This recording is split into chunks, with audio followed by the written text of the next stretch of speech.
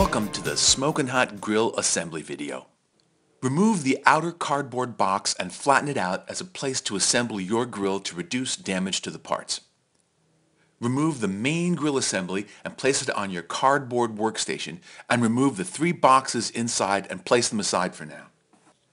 Turn the main grill assembly so it's on its back and use pieces of the foam packing to prop up the grill so it's level. Remove the remaining items from the main box and carefully place them aside for now. In the hardware pack, you will find this list of items.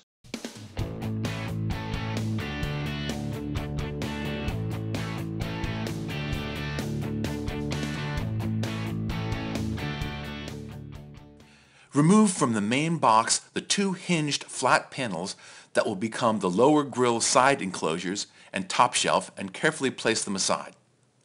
Identify the left side panel as the one with the chrome handle. Open the bag containing the M8x60 nuts and lock washers. These will be used to attach the 2 side panels to the main grill assembly. The M8x20 set of 26 bolts will be used everywhere else and will be referred to as the typical bolts for the remainder of this video. Attach the left side panel by first locking the top tray into place onto the side panel, then using 4 bolts and lock washers, and hand tighten the side panel onto the grill assembly. Once all 4 bolts have been screwed on, wrench tighten. Attach the right side panel by first extending the shelf, then positioning the panel snugly onto the main grill assembly. Attach the right side panel using the 4 bolts and lock washers and hand tighten. Identify 2 shelf support braces found in box number 1. They will bolt onto the side panel and bottom of the left and right shelves. The support braces are attached along with the side panel to the main grill assembly by the outermost bolt. Once the braces have been attached, wrench tighten all 4 side panel bolts. On the bottom of the right side panels, locate the 2 loosely attached screw and washer assemblies intended for the wheels. Remove those and attach one wheel to the top of the right side assembly and gently lift the grill to attach the second wheel to the bottom of the right side panel. Tighten with your wrench. On the left side panel, top leg, you will screw in one of the 2 leveler feet. Locate 2 of these in the packing box labeled Box 1, and screw in the top one and gently lift the grill assembly to screw in the bottom leveler foot.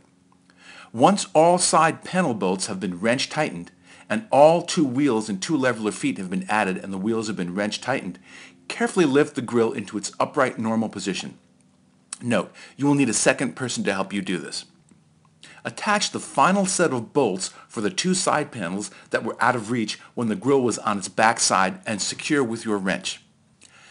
Locate the 4 support brackets found in the box labeled Box 1 used to secure the cabinet enclosure base to the side panels and attach them to the lower front areas of the side panel feet.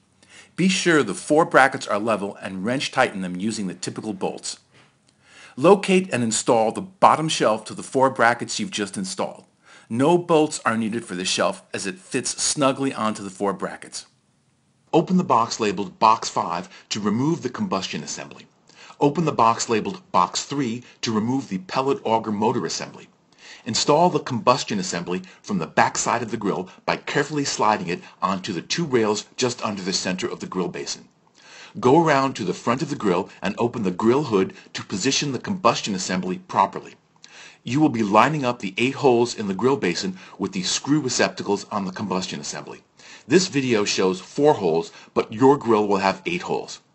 Locate 8 typical bolts and lock washers to secure the combustion assembly to the lower grill basin and hand tighten all 8 bolts. Once all 8 bolts are installed, wrench tighten the bolts. Locate the funnel-shaped pellet receptacle and attach it to the pellet auger motor assembly using 4 typical bolts and lock washers.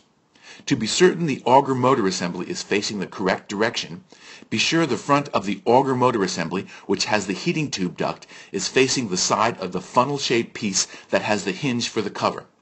Secure the pellet auger motor assembly to the funnel-shaped hopper assembly with 4 typical bolts and lock washers and hand tighten. Wrench tighten once all 4 bolts have been installed. Attach the complete pellet auger motor and pellet hopper assembly to the combustion assembly by lining up the heating tube with the matching tube on the combustion assembly. It will slide right in. Bolt the pellet auger motor assembly onto the combustion assembly using 4 typical size bolts and lock washers. Install all 4 bolts and hand tighten, then wrench tighten. Plug in the 3 hanging wires into the obvious receptacles on the combustion assembly. Locate the back panel for the pellet auger motor assembly and snap it into place.